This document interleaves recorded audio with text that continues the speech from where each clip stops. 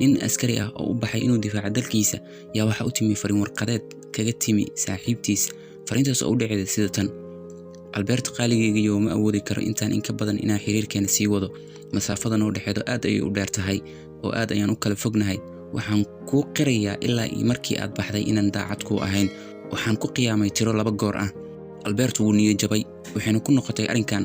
qaracan waxayna u sii raacday waxaan u maleynayaa in arinkan adiga iyo anigaba midkeen uu istaahilin marka sidaas darteed waxaan ka rabaa inaad ii soo celiso sabradii aan ku soo diray adigoo mahadsan Alberto markuu aqriyay warqadaas wuxuu u tagay dhammaan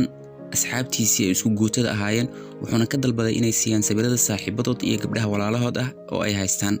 wuu aruuriyay tirada sabrada uu aruuriyeen waxay u noqotay 59 sabir dhamaantood wuxuu ku wada riday bashqad wuxuuna u qoray warqad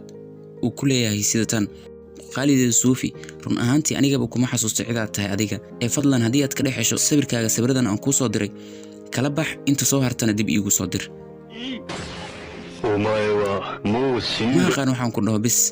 laakiin ninkan iyo qaabka jawaab celintiisa runtii waa wax kale oo wixii la dhihi jiray another level